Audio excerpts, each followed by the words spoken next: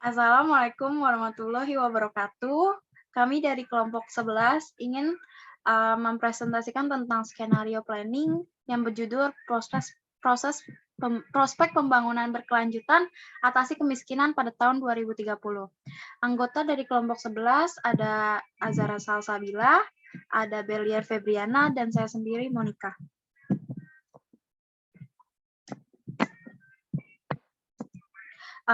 Prospek dari timeline tersebut ada pendahuluan, metode, key drive, ada driving force, ada konstruksi skenario, ada impact skenario, ada strategi skenario, dan terakhir ada monitoring signal.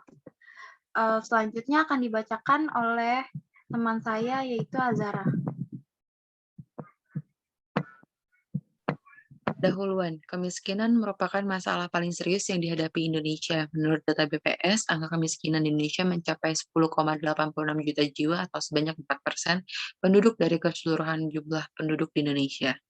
Pemerintah berusaha menggerakkan tujuan pembangunan berkelanjutan atau Sustainable Development Goals atau SDGs yang ditargetkan akan tercapai di tahun 2030.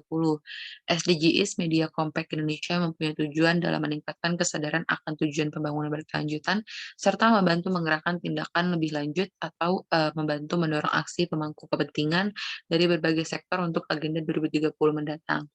SDGs dibentuk oleh Perserikatan Bangsa-Bangsa atau PBB dengan melibatkan 194 negara, civil society, dan berbagai pelaku ekonomi dari seluruh penjuru dunia. Hal ini dibuat untuk menjawab tuntutan kepemimpinan dunia dalam mengatasi kemiskinan, kesenjangan, dan perubahan iklim dalam bentuk aksi nyata. Di mana virus COVID-19 ini merupakan virus jenis temuan baru yang menyebar hingga ke seluruh dunia, terutama di Indonesia. Virus ini memasuki Indonesia itu dari awal tahun 2020, kemudian jumlah orang yang terkena virus ini kian bertambah setiap harinya hingga awal 2021 dengan diikuti kebijakan pembatasan sosial. Kemudian di next slide ada metode foresight yang kita gunakan yaitu TAIDA. Dalam prospek pembangunan berkelanjutan atasi kemiskinan 2030, perlu ada sebuah susunan skenario foresight. Metode yang kami gunakan itu TAIDA. TAIDA ini yaitu ada tracking, pelacakan merupakan tahap awal dari TAIDA. Proses ini dilakukan penelusuran terhadap kajian-kajian yang akan terjadi. Kemudian ada tahap analisis yang dilakukan guna menganalisis perencanaan terburuk dan terbaik terhadap dampak-dampak yang ditimbulkan.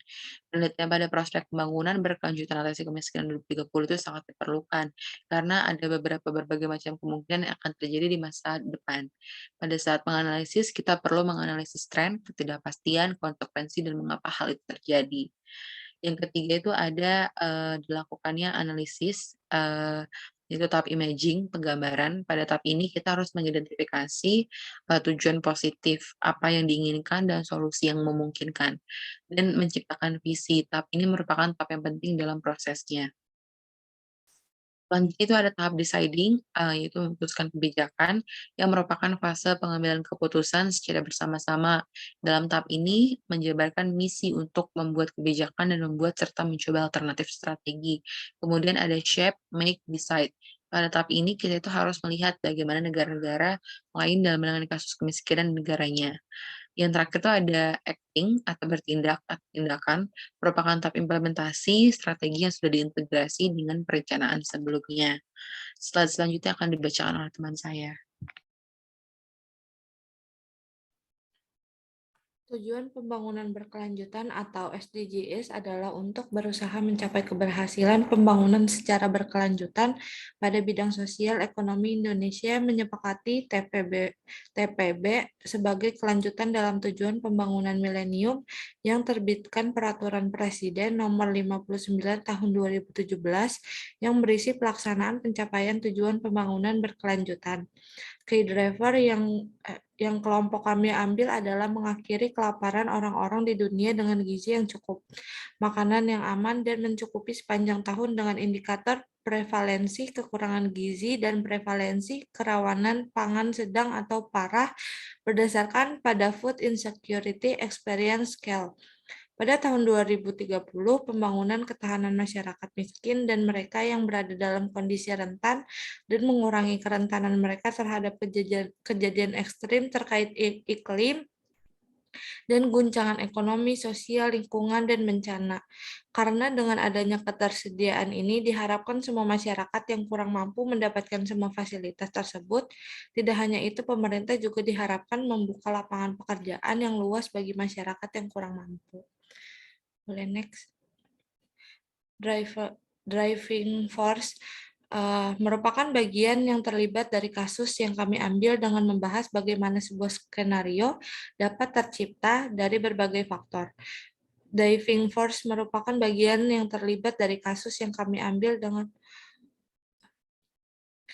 dapat tercipta sebagai faktor SDGs adalah untuk berusaha mencapai keberhasilan pembangunan secara berkelanjutan pada faktor-faktor seperti bidang sosial, ekonomi, dan lingkungan. Dinamika ekonomi yang mana ada melihat dari sisi ekonomi merupakan faktor terpenting dalam pembangunan berkelanjutan karena hubungan ini bersifat timbal balik seperti ketidakmampuan penduduk untuk memenuhi kebutuhan hariannya, menurunnya pendapatan rumah tangga akibat COVID-19, meningkatnya angka kemiskinan di perkotaan. Pada fakta yang ada di atas, menurut kelompok kami yang harus dilakukan adalah dengan menyusun skenario, yaitu diantaranya mengakhiri kelaparan orang-orang di dunia dengan gizi yang cukup. Kedua adalah mengakhiri malnutrisi pada tahun 2030, menekan angka penambahan penderita stunting pada usia di bawah 5 tahun. Pengembangan anak usia dini dan gizi. Langkah-langkah ini membantu pertumbuhan anak di masa 1000 hari pertama mereka, dan ada pembantuan tunai kepada keluarga miskin. Selanjutnya ada dinamika lingkungan, yang dimana melihat dari sisi lingkungan yang dimana hal tersebut menjadi salah satu sasaran pembangunan berkelanjutan adalah meningkatnya penerapan peduli alam dan lingkungan dalam pembangunan seperti mencakup adanya polusi udara, polusi air, dan tekanan terhadap sumber daya air, adanya sampah di laut dan di sepanjang pantai serta daerah pesisir, manajemen sampah yang tidak memadai, deforestasi, deklarasi lahan, dan hilangnya keanekaragaman hayati. Pada fakta yang di atas, menurut kelompok kami yang harus dilakukan adalah dengan menyusun skenario, diantaranya peningkatan kapasitas melalui food estate, memastikan sistem produksi pangan yang berkelanjutan dan menerapkan praktik pertanian yang ulet, dan meningkatkan produktivitas dan produksi. Selanjutnya ada menggerakkan SDA dari segala sumber untuk membiayai pengelolaan hutan berkelanjutan, menjamin adanya konservasi, pemulihan, dan penggunaan pada ekosistem air tawar dan daratan, khususnya hutan, rawa-rawa, pegunungan, dan lahan kering, sesuai dengan kewajiban yang dimiliki berdasarkan perjanjian internasional, menyediakan akses terhadap nelayan kecil dalam kebutuhan pasar. Selanjutnya ada dinamika sosial. Konsep ini mengandung asumsi bahwa sifat sebuah pembangunan untuk mewujudkan kesejahteraan masyarakat harus didasarkan atau sesuai dengan perencanaan infrastrukturnya. Melihat dari sisi dinamika sosial yang dimana merupakan suatu faktor penting untuk mencapai sebuah tujuan dari pembangunan berkelanjutan seperti logistik pangan terganggu akibat pembatasan sosial serta akses terhadap pangan menurun akibat PHK. Kesenjangan antara kelompok miskin dan kaya dalam hal pemanfaatan fasilitas kesehatan untuk menolong proses kelahiran masih tinggi. Tingginya angka perkawinan anak di bawah 16 tahun. Pada fakta yang ada di atas, menurut kelompok kami yang harus dilakukan adalah dengan menyusun skenario seperti salah satunya mengurangi setidaknya setengah proporsi laki-laki, perempuan, dan anak-anak dari semua usia, menerapkan secara nasional sistem dan upaya perlindungan sosial yang tepat bagi semua, membangun ketahanan masyarakat miskin dan mereka yang berada dalam kondisi rentan, membuat kerangka kebijakan yang kuat di tingkat nasional. Selanjutnya dinamika politik, melihat dari sisi dinamika politik menentukan jalannya keberhasilan pemerintah atau pemangku kepentingan dalam keberhasilan pembangunan berkelanjutan ini, di mana konsep ini menjelaskan peran pemerintah atau pemangku kepentingan dalam melakukan pencapaian proses pembangunan berkelanjutan ini seperti kurangnya pendanaan dalam pencapaian keberhasilan pembangunan berkelanjutan, labilnya pemerintah dalam mengambil keputusan. Kurang mampunya pemangku kepentingan dalam mewujudkan pencapaian pembangunan karena faktor situasi dan kondisi. Pada fakta yang ada di atas, menurut kelompok kami yang harus dilakukan dengan menyusun skenario diantaranya seperti meningkatkan investasi di mana pemerintah perlu memperbaiki dan mencegah pembatasan dalam perdagangan dan pemasokan pasar. RPJM, Rencana Pembangunan Jangka Menengah Indonesia dalam tahun 2020 dan 2024, pemerintah menetapkan 3 kaidah pembangunan. Melibatkan semua pihak pemerintah, parlemen, OMS, media, filantropi, bisnis, pakar, dan akademisi untuk bersinergi sesuai peran, fungsi, dan kemampuan para pihak. Kelembagaan yang ada dapat langsung bekerja, workshop, dan briefing. Selanjutnya akan dijelaskan oleh teman saya.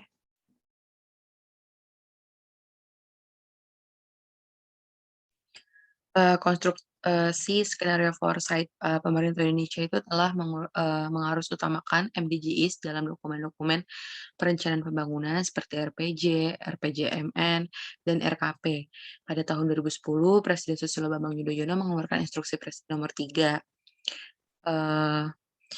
mengenai program pembangunan. Slide sebelumnya. Pembangunan berkeadilan dengan amanah mempercepat pencapaian sasaran MDGs. Hal tersebut merupakan bentuk nyata dari pemerintah dalam menerapkan seluruh tujuan MDGs yang sudah dilakukan Indonesia. Next slide. Berdasarkan pada matriks, kita bisa lihat bahwa pemerintah Indonesia itu sudah banyak melakukan penanganan dalam mengatasi kemiskinan yang ada. Akan tetapi di samping itu masih terdapat juga beberapa indikator yang belum berhasil atau sesuai target. Seperti pada angka partisipan murni atau APM, sekolah dasar di tahun 2015 sudah mencapai target sebanyak 96,70% dari 88,70% yang merupakan acuan dasar. Next slide. Ini bisa kita lihat ada indikator acuan dasar dan target yang sudah dicapai. Ada beberapa target yang belum tercapai dan yang sudah tercapai. Next slide.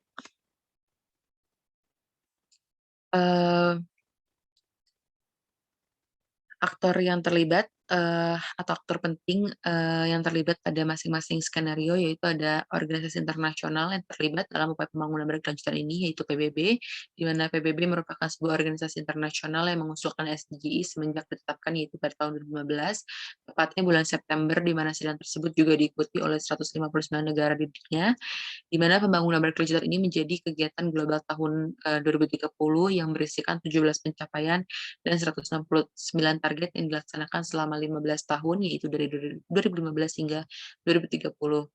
Di mana dalam agenda ini Indonesia juga terlibat aktif dengan menyusun berbagai perencanaan. Perencanaan tersebut dirumuskan oleh pemerintah pusat dan pemerintah daerah, dan pemerintah merumuskan RAN dan RAD. RAD itu adalah rencana aksi daerah, dan RAN itu adalah rencana aksi nasional. Perencanaan tersebut dilakukan sebagai bentuk pedoman untuk pemangku kepentingan, di mana dalam SDGs juga melibatkan berbagai organisasi masyarakat, media, dan pelaku usaha filantropi dan akademisi. Next slide.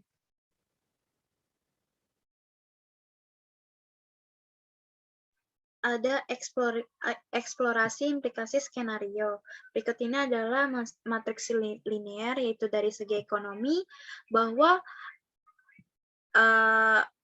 skenario yang menurut kelompok kami kuat adalah ekonomi dan lingkungan, di mana ekonomi tidak memiliki kemampuan khusus dalam bekerja yang produktif sesuai dengan perusahaan, kemudian ketidaksamarataan terhadap bantuan subsidi atau bantuan pemerintah yang diberikan, dan pendidikan dapat mempengaruhi pada kemiskinan. Kemudian dari segi lingkungan, yaitu adanya kegiatan industri yang membentuk sebuah limbah, zat-zat yang tidak bisa lagi dipakai, kemudian adanya kegiatan pertambangan seperti terjadinya sebuah kebocoran, dan kegiatan transportasi, di mana seperti yang kita ketahui bahwa kegiatan tersebut berupa asap kendaraan. Dan menurut kelompok kami yang lemah pada implikasi skenarionya adalah bagian sosial, di mana perbedaan jauh antara penduduk angka kematian dan kelahiran, efek dari kurangnya pendidikan membuat anak lebih bergaul secara bebas, dan ketimpangan kemiskinan bakal terjadinya sebuah tindakan kriminal. Dan dari segi politik, yaitu di mana hal tersebut membuat mereka semakin pusing dalam memikirkan skenario baru dan menyusun sebuah skenario baru. Mereka juga berdampak atau berimplikasi bahwa mereka mendapatkan kerugian yang besar dan kurangnya kebutuhan pendanaan untuk kegiatan tersebut. Yaitu implikasi skenario. Implikasi skenario pembangunan berkelanjutan atasi kemiskinan ini pada tahun 2030 adalah dengan menekankan manusia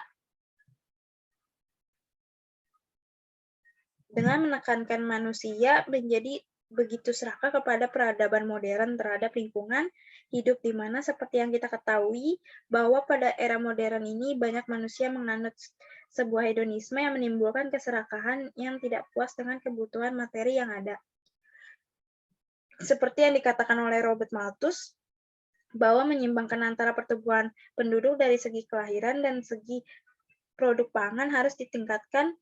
Dengan hal tersebut adalah sebuah keseharusan. Menurut dari segi ekonomi, implikasinya adalah kurangnya produktivitas dalam mengolah kemampuan pekerjaan yang tidak memiliki kemampuan khusus dan kerja produktif sesuai dengan perusahaan. Hal tersebut membuat merosotnya daya beli pasar hingga mengalami diasingkan kehidupan masyarakat dan menimbulkan efek gangguan dari segi jasmani dan rohani. Yang kedua, ketidaksamarataan terhadap bantuan subsidi dan alat bantuan pemerintah yang diberikan dan menyebabkan banyaknya kalangan bawah tidak menerima bantuan pemerintah. Kemudian, pendidikan dapat berpengaruh terhadap kemiskinan. Negara hanya memiliki pasokan terbatas, sehingga hal tersebut membuat rendahnya pendapatan dan negara lebih cenderung melakukan pengimporan karena pasokan yang dibutuhkan terbatas. Menurut J. Barros dan J. M. Johnston, kerusakan dan pencemaran lingkungan sangat berkaitan dengan aktivitas pembangunan lingkungan yang dikelola oleh manusia.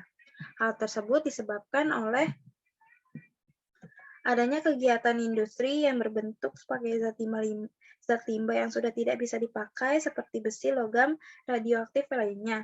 Kemudian adanya pertambangan seperti terjadinya sebuah kebocoran, kerusakan instalasi pencemaran zat buangan, penambangan, pencemaran udara, dan hancurnya lahan yang sudah digunakan untuk industri pertambangan.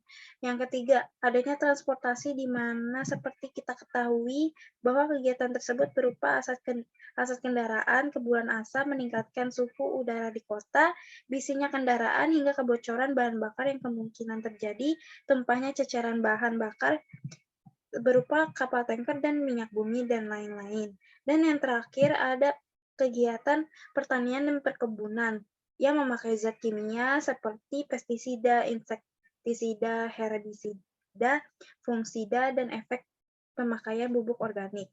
Hal tersebut juga berdampak pada segi aktivitas pembangunan terhadap lingkungan yang dilakukan oleh manusia, yaitu pemanasan global.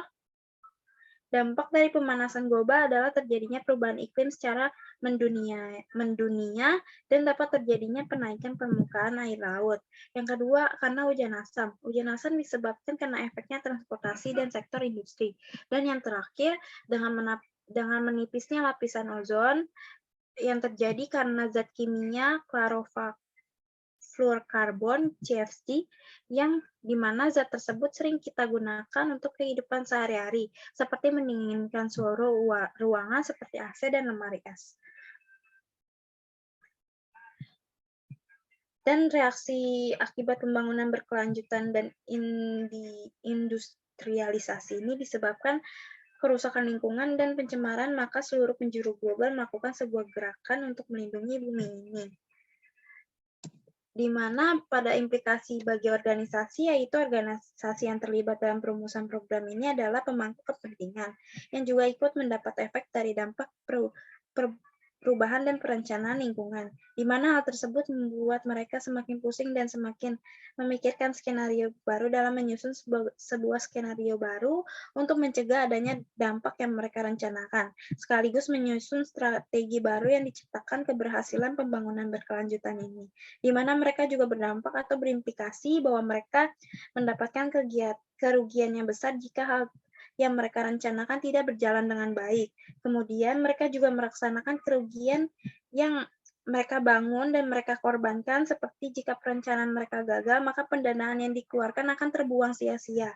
Dan untuk efek yang masa yang akan datang mengakibatkan kepentingan susah melakukan proses kegiatan tersebut karena kurangnya kebutuhan pendanaan untuk kegiatan tersebut. Dari implikasi tersebut dipastikan bahwa negara tidak mau berhutang kepada negara lain, dan hal tersebut menyebabkan negara memiliki hutang ekonomi. Negara otomatis akan mengalami penurunan ekonominya, dan pengaruh dari ekonomi masyarakat akan berdampak dan juga banyaknya kemiskinan. Jika terjadi hal tersebut, maka yang kita ketahui kemiskinan dapat menimbulkan banyaknya masyarakat miskin yang kelaparan dan berujung meningkatnya penyakit kurang gizi di Indonesia.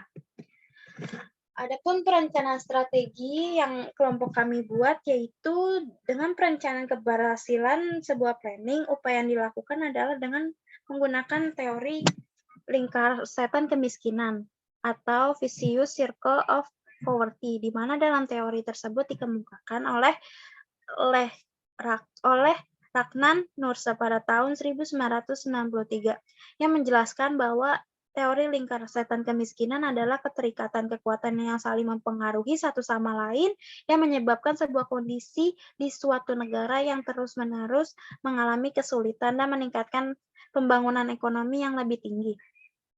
Teori ini menyatakan bahwa lingkaran setan kemiskinan tidak hanya dipengaruhi oleh politik, namun juga oleh pembangunan negara pada masa lalu, yang menjadi faktor bahwa pembangunan inilah yang menghambat pertumbuhan ekonomi di masa yang akan datang.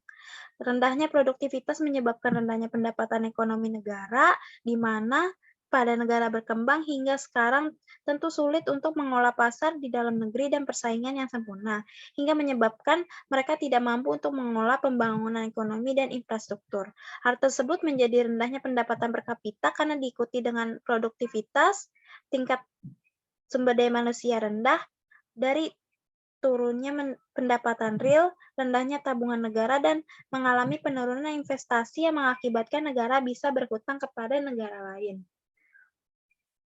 Oleh sebab itu, pemerintah dan pemangku kepentingan lainnya bermaksud masyarakat ini menyangkut dengan internasional yang termaksud Indonesia, di mana yang dikenal sebagai World Summit of Sustainable Development di Afrika Selatan.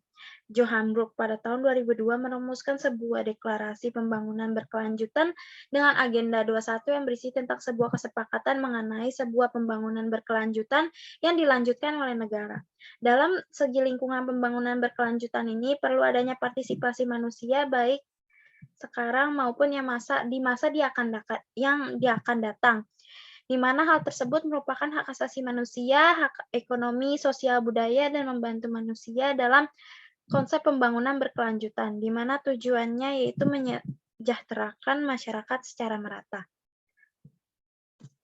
Dari segi hak ekonomi, sosial, budaya yang membantu manusia dalam konsep pembangunan berkelanjutan, di mana tujuan dari pembangunan berkelanjutan adalah menyejahterakan masyarakat secara merata, yaitu dalam segi lingkungan, mempertahankan sebuah integritas tatanan lingkungan, dan memanfaatkan keanekaragaman sumber daya sebaik-baiknya.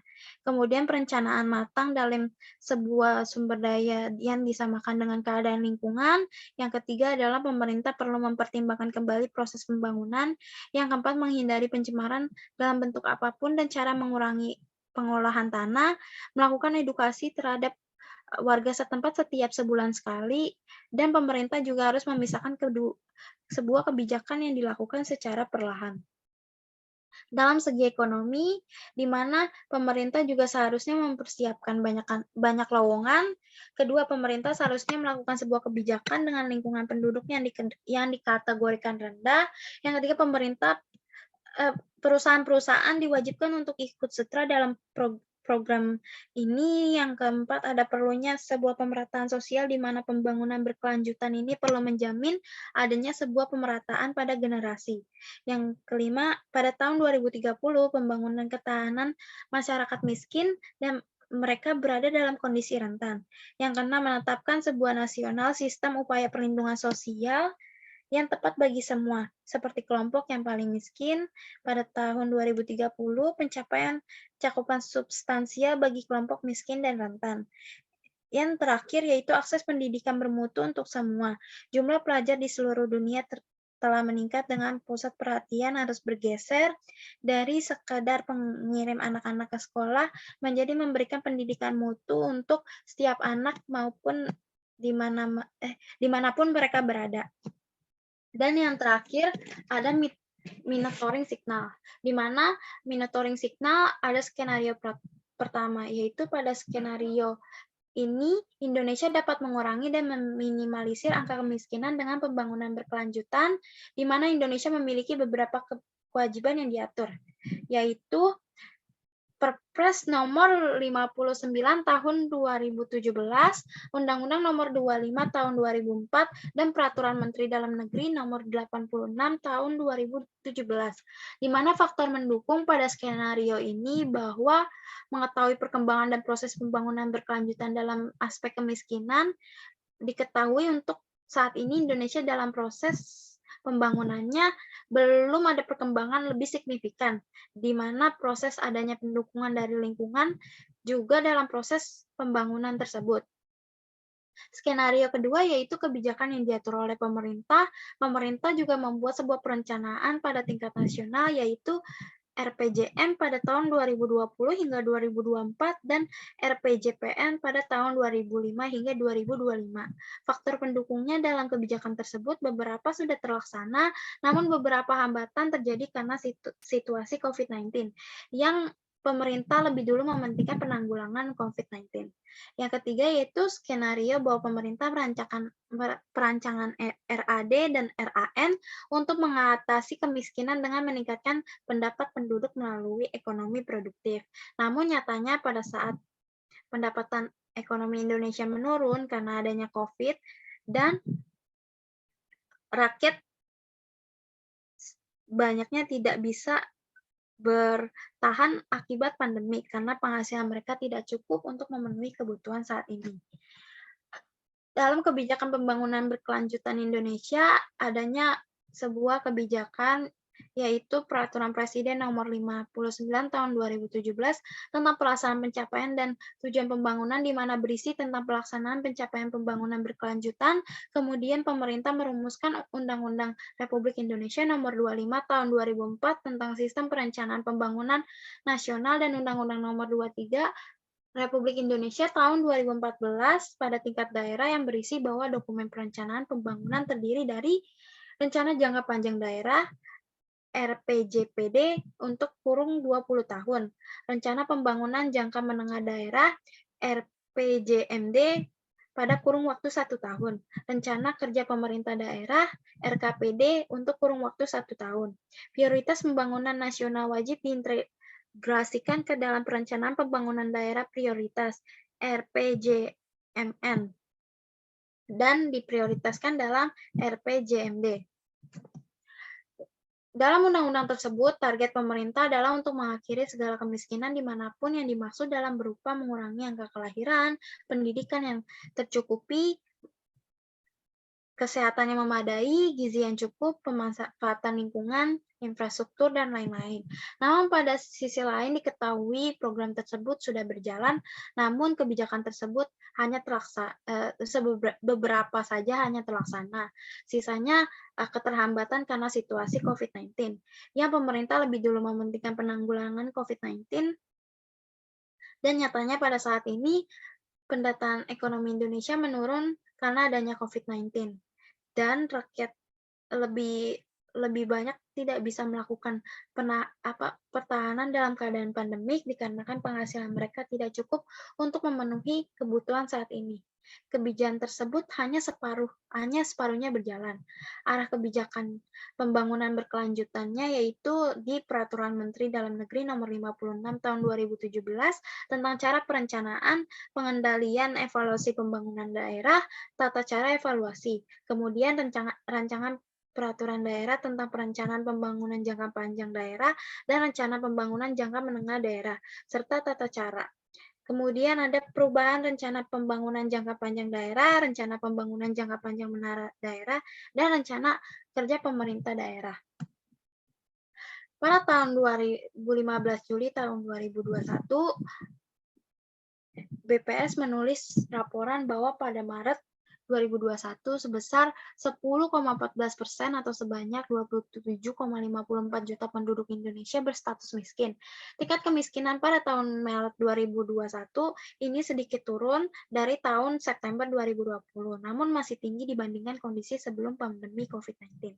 Penurunan tingkat kesejahteraan rumah tangga menurun, yaitu menunjukkan bahwa 75% rumah tangga mengalami penurunan pendapatan selama pandemi. Masih tingginya angka kurang gizi, rendahnya produktivitas pertanian, dan penghasil bagi petani, serta minimnya penerapan sistem produksi pangan yang berkelanjutan. Kemudian ada senjang antar kelompok miskin dan kaya. Sebanyak 255 juta orang kehilangan pekerjaan, 110 juta orang jatuh miskin, 85 juta hingga 132 juta terancam kelaparan dan malnutrisi. Logistik pangan terganggu akibat pembatasan sosial serta akses terhadap pangan menurun akibat PHK.